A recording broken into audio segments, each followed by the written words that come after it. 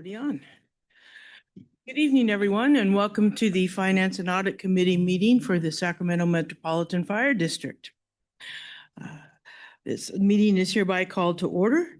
Madam Clerk, would you please call the roll? Yes, Director Clark, Here. Director Stark, Here. Director Jones. And I'm here too. Thank you, all present. All right, very good. We have the public opportunity to discuss matters of public interest within the committee's scope, including items on or not on the agenda. Do we have any folks in the? I have no speaker cards. Anyone online wishing to make a public comment, please use the raise your hand feature. No public comments, thank you. Great. Well, we'll move on to consent items, and Chair will entertain a motion. I so move. Moved and seconded. Please call the roll. Director Clark, Aye. Director Stark, Aye. Director Jones. Aye. Thank you. Motion passes. Consent calendar is adopted. All right, now we get into the good stuff. We got our presentation items. We have first up, CFO Dave O'Toole with our bi-monthly fiscal report through the end of February. Yes, sir. Welcome. Thank you, and good evening, Madam Chair, directors, Fire Chief House, colleagues, members of the public. Tonight's bi-monthly fiscal report covers the first 8 months of the 25-26 fiscal year, so that's all the way through February. And the purpose of this presentation is to help you monitor the fiscal health of the district and identify deviations from the latest budget plan adopted, which in this case would be the final budget, because the mid-year was adopted in March. So anyway, going to the first chart there. So cash balance trends through February 28th. The red line is current year, the green line is prior year. You can see cash-wise doing quite a bit better than last year, and that's basically because of the Measure O proceeds had been received or were received and make up a lot of that difference. So cash was positive 144 million, about 81 million more than last year in February 2025 measure, and I mentioned the Measure O bond influence on all that. Moving to general fund revenues, the red line is this year and the green line is prior year. 24-25. The blue line is final budget estimate, which helps us see how we've finished relative to the budget plan. You can see the total projected budget revenues and final budget was 341.9 million in general fund. And as indicated by the arrows, actual revenues through February were 217.1 million, about 50 million more than the prior year. And relative to budget, we're about 22.2 million over at this point, February fiscal year. I'm going to call this largely a timing difference that's going to settle out. So I'm not anticipating I can assure you there's not a large surge. This is more just timing. So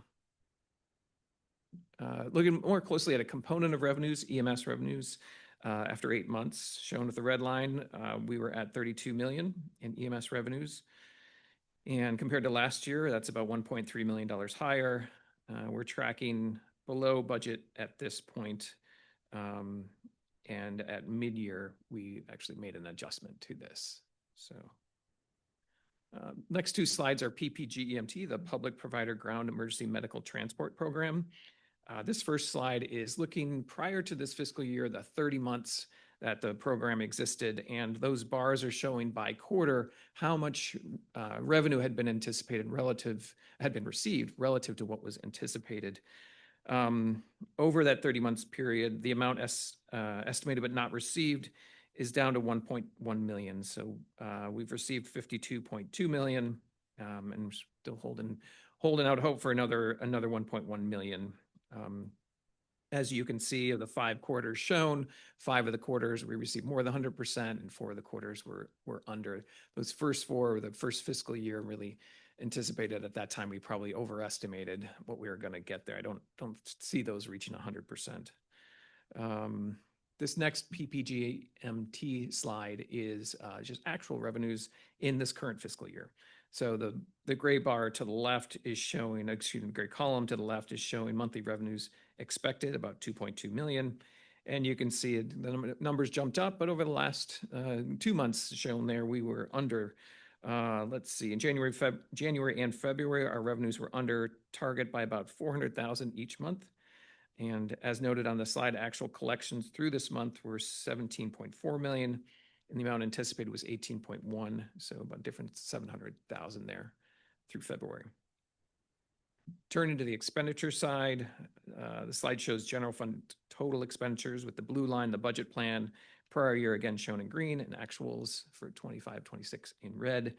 After 8 months, general fund expenditures are 250.9 million, which is actually 7 million less than what we have in the budget at this point in the fiscal year. A year ago, general fund expenditures were 213.7 million. Now to look at a subcomponent of those expenditures is labor costs.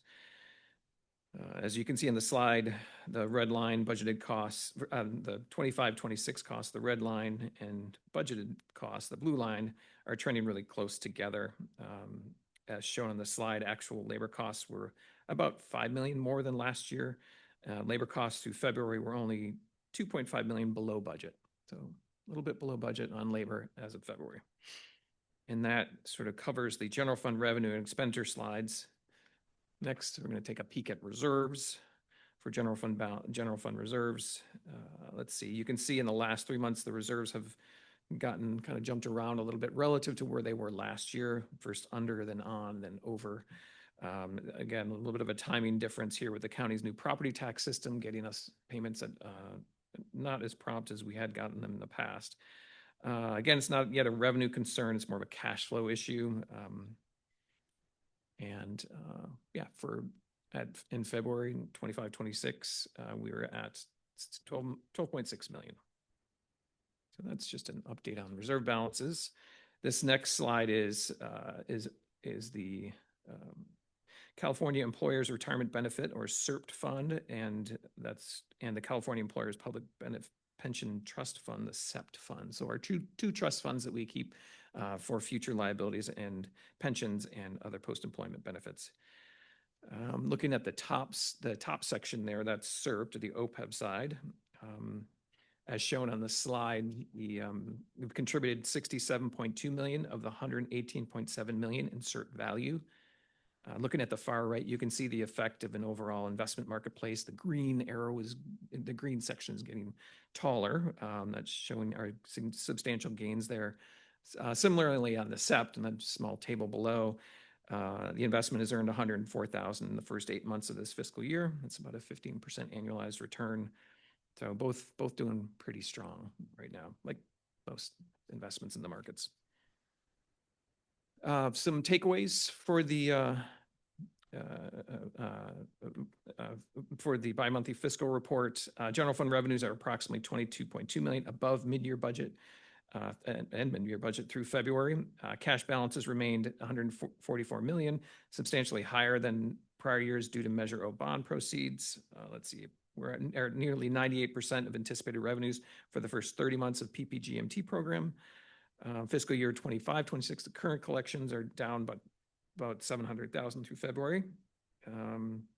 Let's see, after mid-year adoption, general fund expenditures were 37.2 million higher than the prior year and 7 million below budget. And then last, again, the market returns are doing well, about 15% for both the OPEB and pension trusts on the year after 8 months. And that's subject to your question and comments. It concludes my presentation. Thank you, Mr. O'Toole. Do any of my fellow directors have any questions or comments?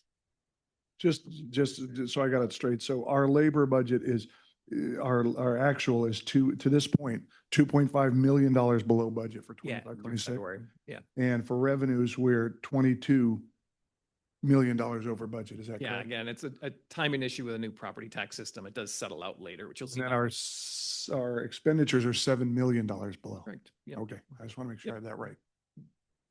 Okay, thank you. Do we have any comments from the public? No. Okay.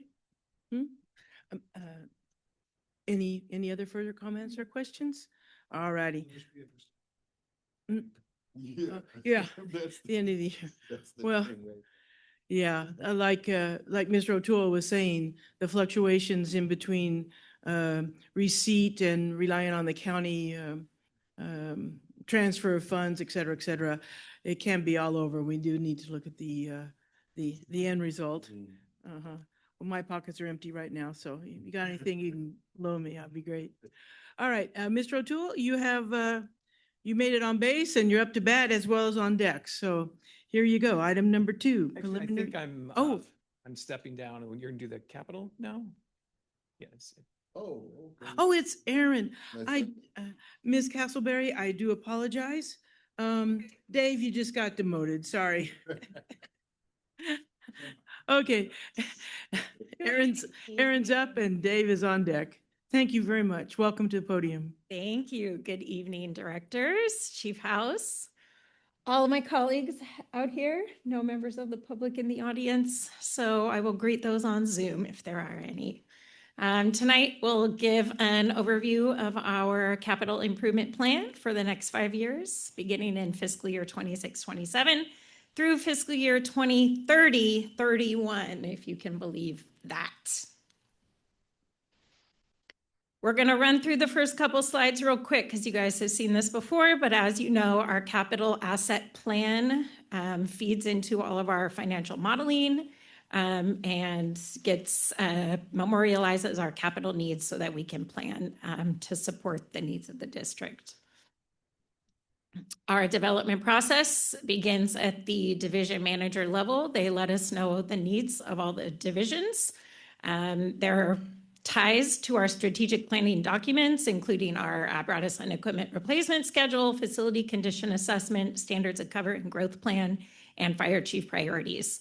All those projects are submitted to myself for validation. And then we develop those into both a 5-year plan and a 1-year budget plan. We have a committee that reviews those projects and ranks them in order of priority and ranking based on a number of metrics. This year, we actually expanded that committee. Typically, it has been finance division, procurement, and planning and development to sort of look at capacity and project readiness. This year, we actually expanded that committee review to include all managers who submitted a project and 522 as well. So everyone was at the table to work together, ranking those projects and putting those projects in order in context of all the other projects that everyone has. So our schedule begins actually back in February. February is when projects are due. They're reviewed by the committee in April. The financing plan is developed in April and May around the same time as preliminary budget. It goes for an executive review in May, and then we put that together as the proposed CIP and bring that to you all for review. After tonight, our intent is to bring that to the full board on June 11th, concurrent with the preliminary budget. So this year, our 5-year total need is $351.2 million. You can see the breakdown here by project type. So new construction and expansion projects make up the bulk of that at $201.4 million. Apparatus and equipment replacement and acquisition projects, $131.2 million. PPE projects, $10.1 million. Land acquisition, $4.8 million. And other facility improvements at $3.7 million. There were 81 total projects submitted for consideration in fiscal year 26-27. The total project cost for those 81 projects was $195.4 million. As you know, our CIP is made up of carryover projects and new projects. So carryover projects are projects that have been previously approved in a prior CIP and a prior fiscal year that are not complete, are multi-year projects, et cetera. So those funds are not spent yet, but they've been dedicated for those purposes. So those funds are carried forward as those projects continue. So this year, of the 81 projects submitted, 34 of those are actually carryover projects. So that's the bulk of what was submitted. And they're dollar-wise, $155 million. And then new projects, although they're in number, were more projects submitted that were new. In dollar amount, it was $40 million. So it was a much smaller dollar amount. So of the 81 projects submitted, we are recommending the funding of 44 projects. The requested appropriation for those 44 projects was 157 million, and we are recommending appropriation of that exact amount. The breakdown here, the carryover projects make up 153.5 million of that, and new projects totaled 3.5 million.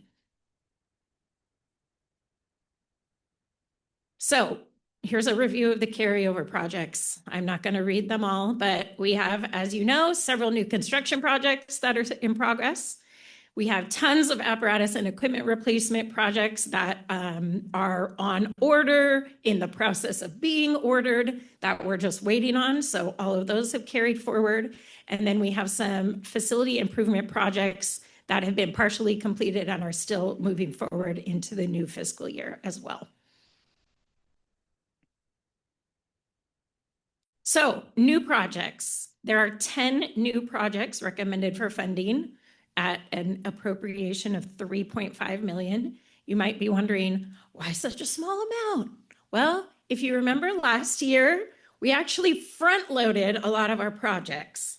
So if you remember last year, not only did we have our large construction projects, which are multi-year projects, but we also approved 3 years worth of apparatus purchases in conjunction with our first issuance of the Measure O bond funding.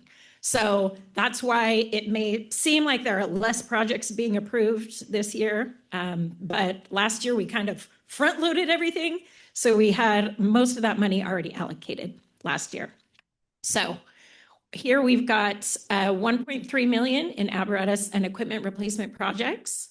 We've got 1 million in some additional facility improvement projects, and just shy of $1 million in PPE projects.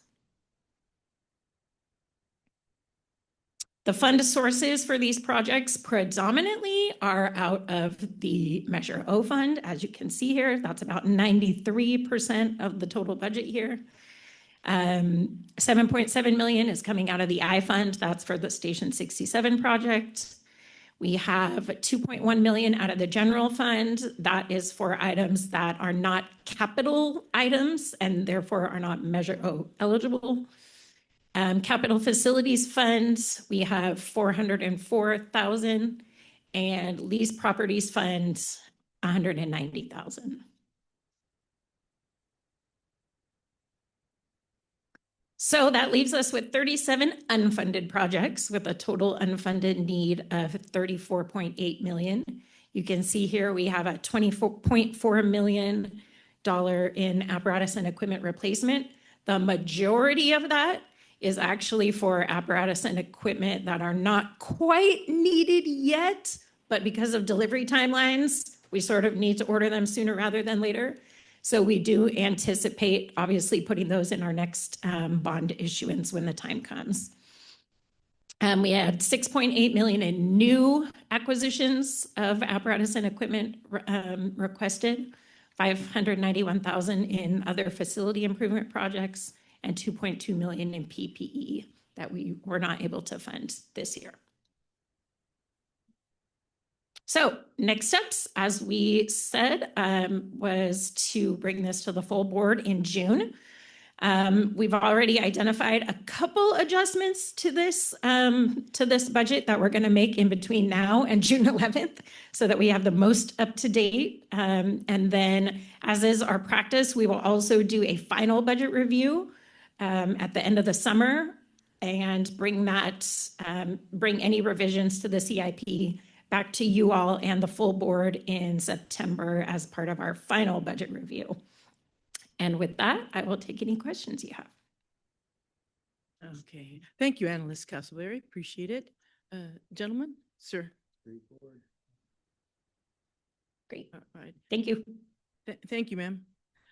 All right, we'll move on to presentation item number 3, 26-27 prelim budget. Welcome, CFO O'Toole. Thank you. And good evening again, Madam Chair, directors, our Chief House colleagues, and any members of the public. Dave O'Toole, your Chief Financial Officer. Tonight I'm presenting the preliminary budget for fiscal year 26-27. For this presentation, the main point of comparison will be the mid-year budget for the current year, 25-26, which is your last adopted budget. Quick look at the agenda. We'll cover the fiscal year 26-27 with an overview of all funds, and then we'll look closer at the general fund revenues, expenditures, little on capital outlay, and then a couple of long-term forecasts and with the assumptions that go with that. Okay, so digging right in, pretty busy slide here. This slide is your, what do you just call it, the top line answer to the question, how big is Metro Fire's budget, and then how much reserves do we have? So the slide shows all funds together and the general fund specifically.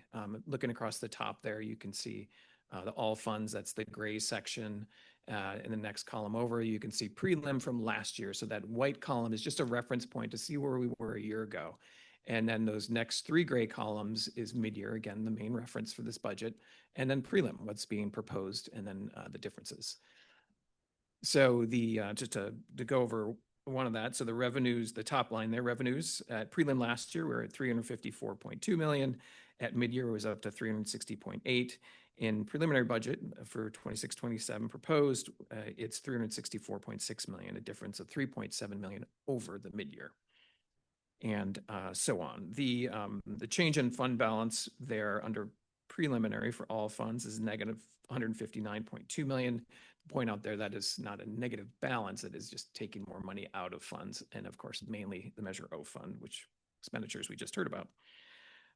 So then shifting focus down into the blue area, the general fund, we can see, for example, the revenues last year were in prelim budget were 335.8 million. By mid-year, they're up to 341.9. And then what's proposed tonight is 347.6 million in revenues, which is an increase of 5.7 million over the mid-year. Similarly, with expenditures, it's an increase of 5.8 million, and other financing sources and transfers increased by 2.1 million. That total amount increased by 2.1 million. And if you look at the, again, in the preliminary column for general fund, the projected general fund reserve transfer is 7.2 million, which is made up of that difference of between expenditures exceeding revenues and the amounts of transfers out of the general fund, 7.2 million. So that gets you, that really brings us to the bottom two rows, which is the general fund reserve. So you can see, again, moving across the dollars, projected year-end general fund amount. At prelim, it was 33.2 million last year. At mid-year, it had gotten up to 41.4 million. And then at prelim, we are proposing by June 30th of 2027 that the reserve would be 34.3 million. And there's that negative 7.2. That's how much we'd be dipping into the reserve, negative 7.2 million. The percentages are right below. A year ago, we were projecting a 9.8% reserve. By mid-year, it was up to 12%. And that's basically, there's always a number of factors involved, including new expenditures that come in between prelim and mid-year, and new revenues and carryover savings. And I would say the bulk of that difference, why it went from 9.8 to 12, was carryover savings that are recognized after the fiscal year ends. The prior fiscal year ends. And so you can see there's the 9.7%. So that's the projected general fund reserve right now is 9.7%. You know, this is very clearly, this is not the first year you've been presented a dip into the general fund reserve. So we have a structural problem. And, you know, we will talk more about causes and details there, but I just want to acknowledge that this is now a multi-year problem. It is a multi-year problem that we're not alone in. Other major cities, all major cities in California have this, including some smaller ones that are nearby, the city of Sacramento, Folsom, Davis, for example. So let's take a look at all funds, and we'll get back to general fund in a moment. All funds, so that what's shown here are the balances, the projected balances at the end of the fiscal year. For all seven major funds. General fund, we just talked about. Capital facilities fund, we anticipate starting the year with about 700,000, making the transfers of about 4 million from the general fund to capital facilities and ending with the balance of the same amount.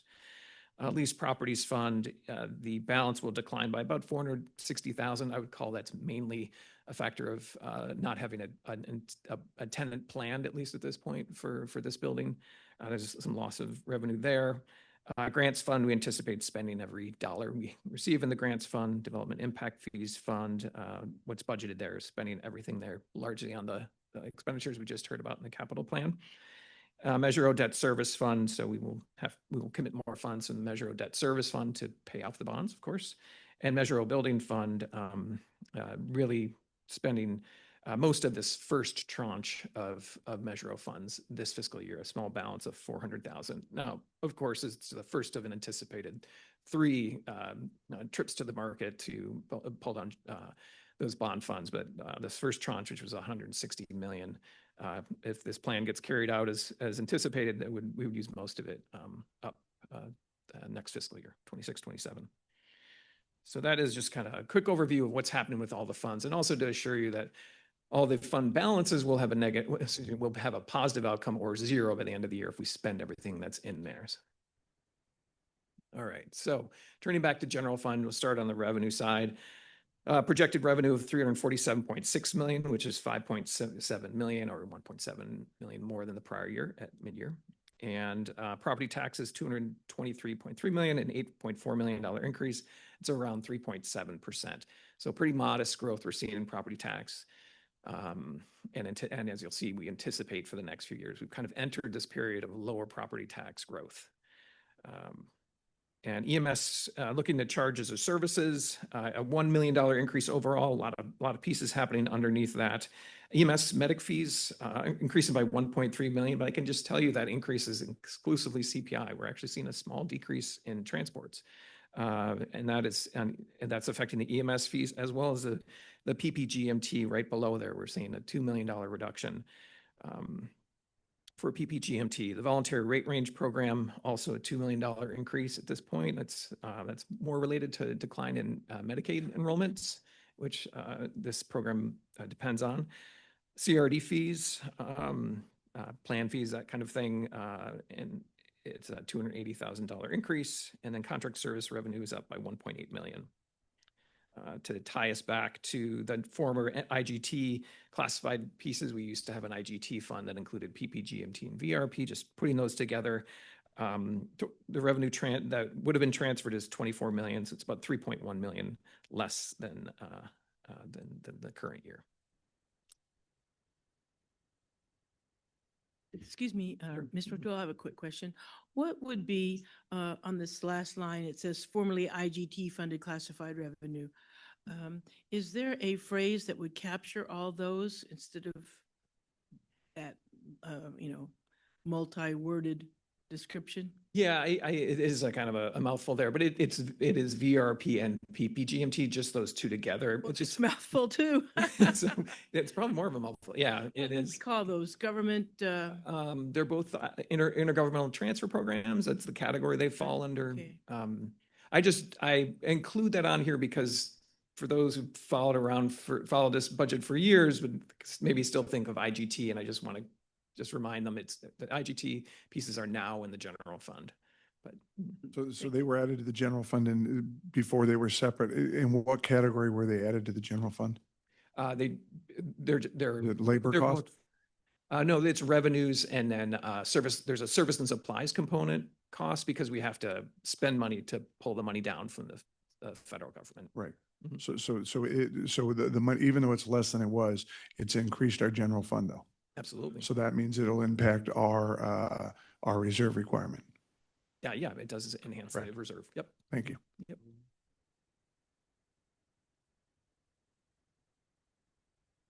Okay. So general fund expenditures, let's see. Projected general fund expenditures are 350.8 million, a $5.9 million increase from the prior year. Within the labor budget, both components, compensation and benefits, is 280.7 million, which is 5.2 million over the prior year. The labor budget does add 4 academies, 2 firefighter and 2 MPs. No new positions or wage increases are assumed next year. And then labor costs are estimated to be 80.7% of general fund revenues and transfers in. Services and supplies costs, 65.3 million, a 750,000 or 1.2% increase over the prior year. And taking a closer look at that labor component, it has two major components, compensation and benefits, as shown on the slide there. 155.5 million, it's a $950,000 increase over prior year for compensation. Wages are up 5.4 million or 6.4%. Significantly offsetting that would be things like constant staffing at 26.6 million, 3.9%. $3.9 million lower than current year, and that's mainly because of the assumptions of full pool staffing. Incentive pays are up with compensation, with wages also going up by 767,000. The budget also includes the employee behavioral wellness incentive at 3.1 million. On the benefits side, total 125.2 million, which is a 3.5% increase over 25-26. Some of the additions, we had pension contributions are up. We're just paying more to CalPERS, 3.7 million, 6.6%. That's a bit less than we've been paying in recent years. So we're beginning to see some of that market benefit trickle down to our contributions. Post-employment health benefit contributions are up 1.9 million. The employee medical costs are up 1.7 million, and then workers' comp is down by nearly $1,900,000 relative to what we have in mid-year budget. This next slide looks just some samples, some highlight items, if you will, on the service and supplies budget. Again, 65.3 million is the total. Some of the notable changes are, as noted there, building services costs down 380,000. We have a $315,000 increase in safety clothing and supplies. Part of that's because we're having these 4 academies, and we're assuming that those academies are full. 270,000 increase in election services. It's just one of those years, alternate years, and 230,000 for district's liability and property insurance premiums going up. There's a $1 million reduction in matching payments for VRP and PPGMT programs, which we just discussed. Mentioned we have to put up money to pull it down from the federal government. So because we're receiving less, we have to put up a little less too. So there's $1 million in savings there. Capital outlay summary. So some of this was just covered. I'll just give it a summary of from the general fund, capital facilities fund, development impact fees fund, special projects funds, federal grants, and the newest fund, Measure O. The 154.9 million shown for total capital spending is slightly higher than the CIP plan. That's just because we have some capital outlay projects that don't qualify for CIP. So that's where you see a little bit of a difference there. Basically, anything under $50,000 that doesn't show up in the CIP will show up here. As shown there, the major capital outlay projects using Measure O, there's just some samples, 4 stations there, 3 replacements and a build out apparatus, 25 ambulances, 15 Type 1 engines, 8 Type 3s. You just heard this presentation. So, there are some other capital outlay projects that are funded outside of Measure O listed there. With the development impact fees fund, Fire Station 67 build out at 7.7 million. And from the capital facilities fund, some technology rescue and safety equipment, 554,000. Now I'll move us into the forecast part of the presentation. So this is a 5-year forecast, getting us into 2030, 31.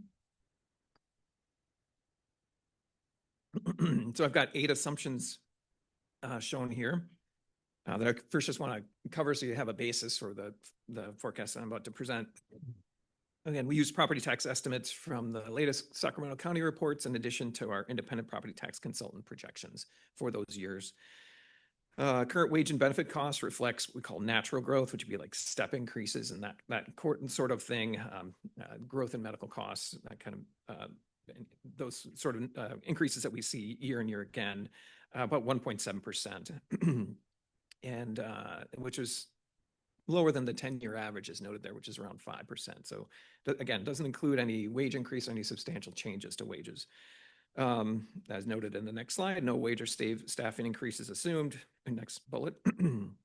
PPGMT and VRP revenues are increased by about 3% annually in this forecast. There's no assumption of PPGMT add-on rate approval, which would add roughly $6 million a year. That's a substantial influence on our budget. We are anticipating decisions from the federal government coming down late this year, late 2026. So, November, December.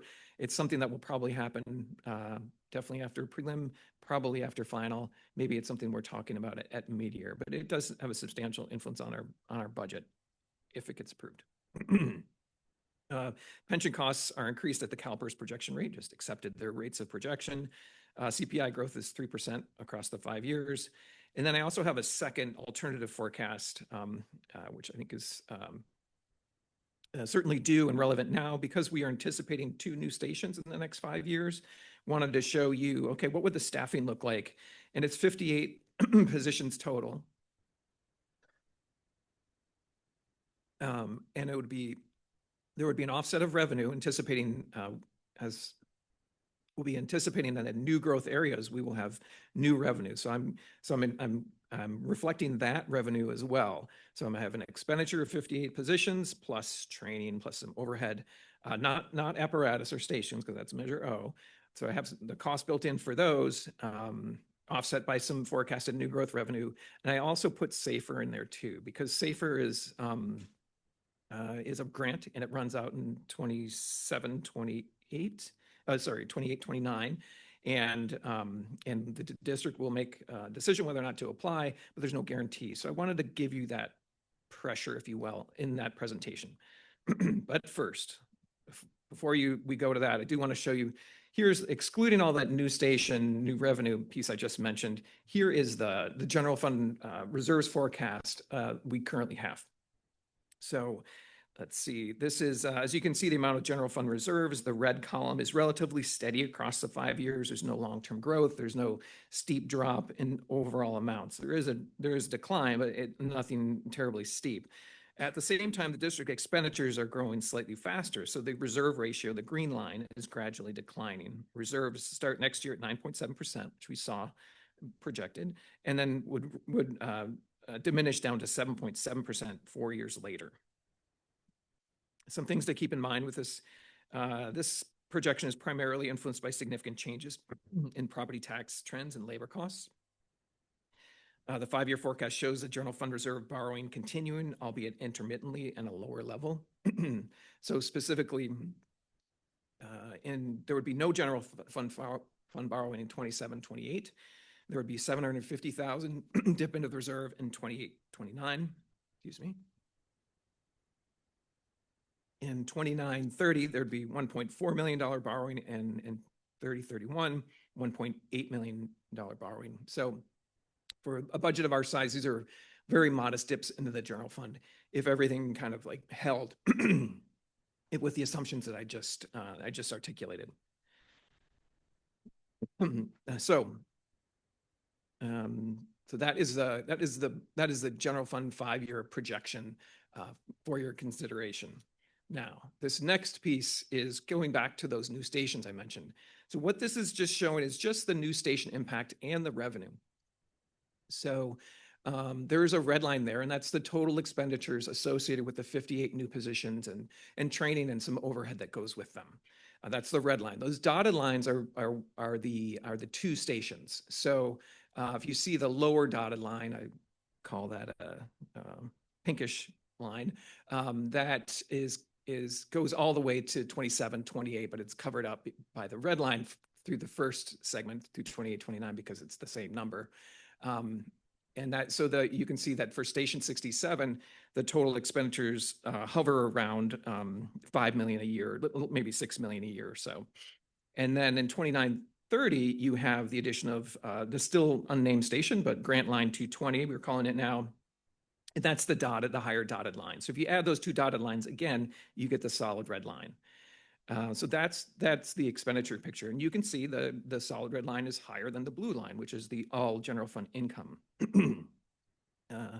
Let's see, starting the blue line starts around 2.5 million in 27, 28 and reaches 13 million in 2030, 31. So a lot more revenue coming in from these new growth areas projected. And this is across the district, not just in those 2 station areas.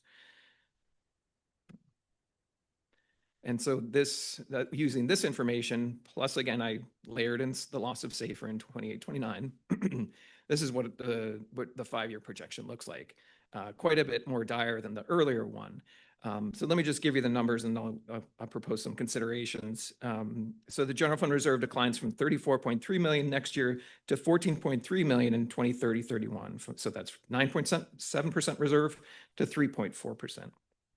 You know, I don't consider this to actually be a doom and gloom scenario because I'm not including property tax threats like a property tax going down or the loss of VRP or anything like this. But it is dire. But I would also point out that you as a board have a lot of discretion on this. I'll give you some examples. When the stations get filled, how you staff the stations. There are things you could do to anticipate and maybe keep the revenues better aligned than what I just showed you on the prior slide. Of course, and there's also, limiting new spending commitments or generating new revenue sources. There's those pieces that are always, something we are considering. And then again, going back to PPGMT, I have not included the add-on rate in any of these slides and any of these forecasts.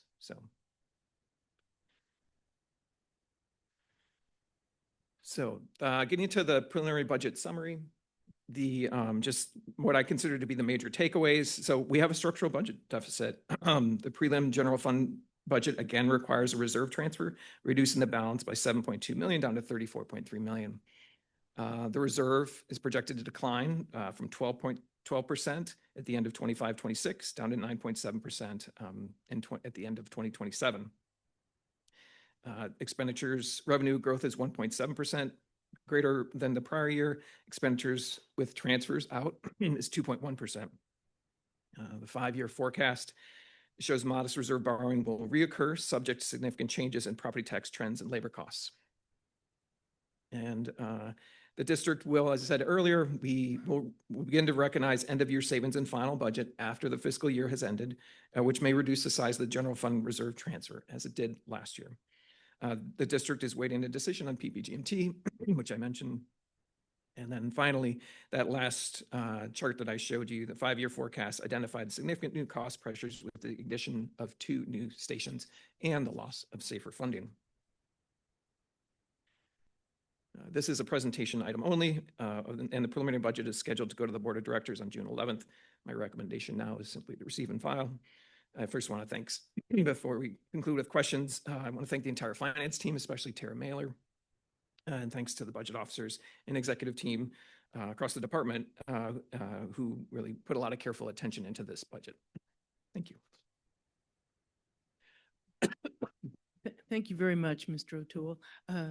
Gentlemen, you have some questions, comments? Yeah, so the years of the 12% reserves are, we won't see that for a while then. 13%, yeah. Possibly not. There's still a lot of variables out there, but that's definitely the way the forecast looks. And how soon do we await this decision on the PPG EMT, the $6 million? According to our state colleagues and others I've spoken to, it's by the end of the calendar year we're expecting a decision. Okay. So, yeah. November, December. Yeah. All right. So. Thank you. That's all I have. You're all right? Okie dokie.